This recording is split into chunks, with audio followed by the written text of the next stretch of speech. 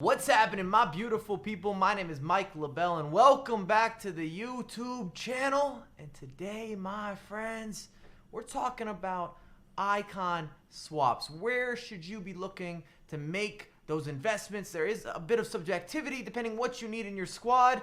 I just realized I think my hat blends in with the backdrop, so we've got a bit of a halfway floating head scenario unless I'm able to edit these colors in post-production. Currently, I'm doing a giveaway for Team of the Year. Please get involved in that. I might even hook something up. Just drop a comment on this video.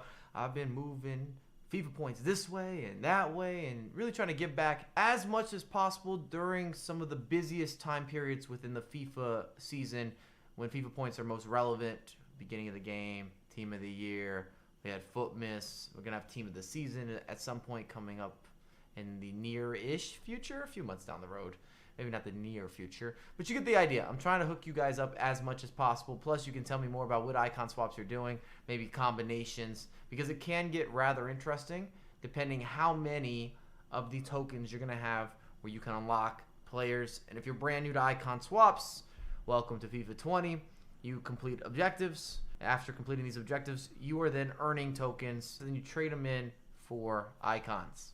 Same page? Cool. So let's talk about icon swaps. As per usual, we're starting out with the honorable mentions, which includes players that were right on the cuff of that top 5 but didn't quite make it into the top 5 for yours truly.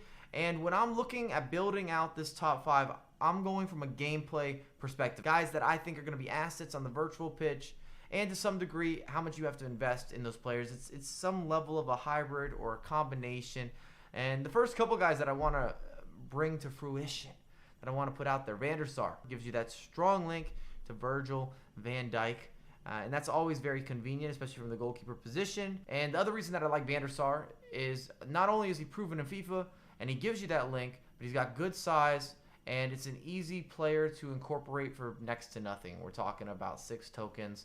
All of us, no matter if you are a true beginner in FIFA or you're a very advanced competitive player, you're going to be able to unlock those 6 tokens. With that being said, maybe you need a midfielder. And I like kind of keeping that Dutch theme with Seedorf. And I will say this, if you like Wijnaldum in FIFA 20, Seedorf is kind of a better version of Wijnaldum.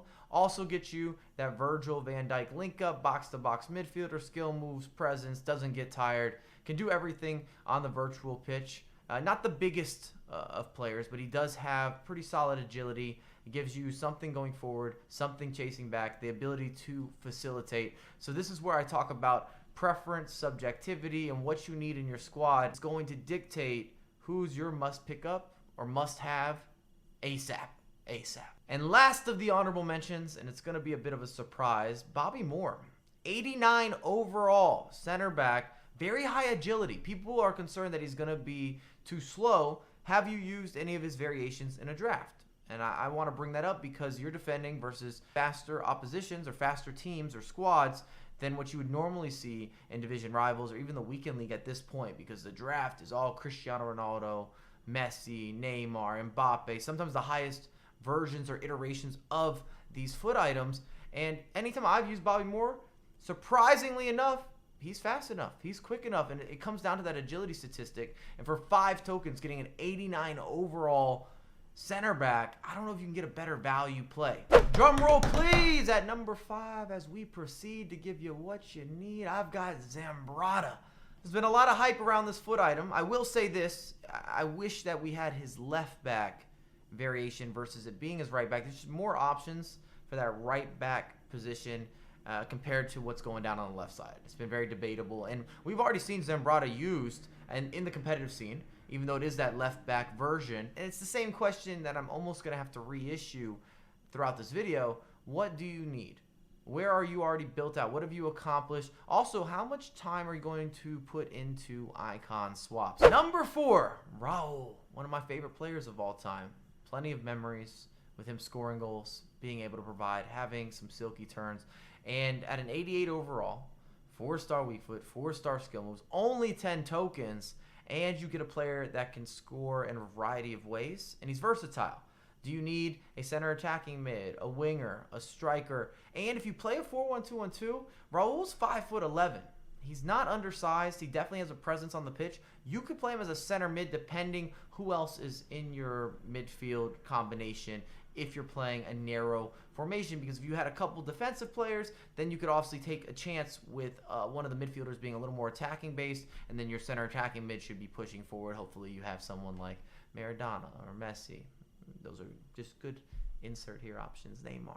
You get the idea. At number 3, Patrick Vieira. And I was trying to debate where would I put him on the countdown, because it's the baby version of his foot item, and that's where people start making an argument saying, well, is he worth it? I don't know if I want an 86 overall. But then, when you think back, you think through the history of icons and FIFA Ultimate Team, is there anyone on this list from Icon Swaps 2 that is more accomplished, that has a better track record than Patrick Vieira? That's the question I issue to you. You could make an argument that he could be number 1 if you have those tokens, because potentially here, you're looking at someone who's close to being an endgame player, even his baby version. I mean, he's 6'4". He's going to dictate everything that happens in the midfield. He's going to sit on top of your defensive back line very well. We've seen that combination with Patrick Vieira and Ruud Gullit. You don't want to go up against that. If you have it, you're getting an instant competitive advantage over almost anyone. Those midfielders are terrifying. But I'm just bringing up a bit of a devil's advocate argument. I think you can make an easy case for him, and also an easy case against him, because you're not getting the highest rated player. You guys can let me know what you think about Patrick Vieira.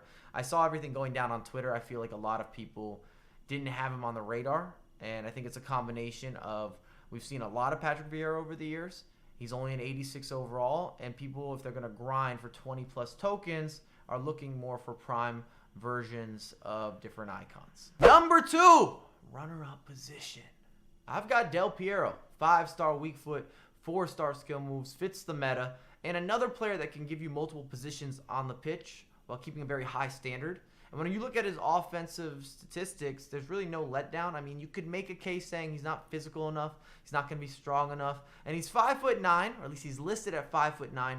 But I've always felt that Del Piero in FIFA has a little bit of a body to him. Even though I did bring that up as a potential concern, if you've used Del Piero, whether it's his baby, his mid, his prime, I don't know if you're making a case saying that he's not strong enough. You're not able to shield. If you get ahead of somebody, you're not able to attack that space, and he gives you that creativity. And the value of having a player that has a 5-star weak foot and being very high rated, tremendous, because of the ability to be dynamic. You can shoot with both feet, you can create, you can hit the near post, the finesse angle is always open, finishing much easier, low drivens, you name it, he can do it. And just to reiterate, you can play him striker, center attacking mid, winger. I don't think I would use him as a center mid, even though I brought that up for Raul. He's not quite Raul's size. They're similar, but I don't think I would roll with Del Piero as a central midfielder, but you get all the other roles, and especially if you're looking for maybe a bit of a combination player, if you need a true center forward, if you're running the false 9, Del Piero, good shout. Topping the charts, and if you're putting in the grind, you're using all your tokens, you've got to think to yourself, I want to see a prime icon. I want that reward, and that's kind of why I have Michael Essien at number 1. Is he going to be better than Patrick Vieira? Maybe. I mean, stats are there, but you can't change that Vieira is 6'4" versus Essien being 5'10". Essien's going to be probably a little more box to box. He's going to be a little more agile, and it depends what's important to you. I do feel that small players in FIFA 20, and this would be supported by Messi going forward, have more value often than some of the bigger players and the clunkier players. Even in the midfield, if you want to go with Conte, his baseline standard gold foot item is terrorizing the midfield. You cannot shake him, and he pushes forward so quickly. His turns, agile, might be the most agile central midfielder or central defensive midfielder that we have in this year's installment. And some people are making the case that Essien has that feel to go with other stats that make it where he doesn't have maybe some of the drawbacks or the weaknesses of Conte. However, I will say this, if you can somehow afford the Team of the Year Conte, you don't have any of those weaknesses, but he's also not part of the icon swap. Anyways, that's my list. I want to know what you guys think in the comments down below. Do you agree? Do you disagree? Show me your top 5, because I see people say, that's a bad call. I can't believe you put this guy into your top 5 or even mention him as potentially reaching the top 5, but you never give me your picks. We need to see that as a collective, as a community. I want that back and forth. Remember, we do have giveaways going on, by the way. Last chance, Team of the Year. And I will be doing more of those. I'll probably throw something into this video. Just drop a comment, drop a like. It's free to subscribe. And I have a lot more content coming for you ASAP.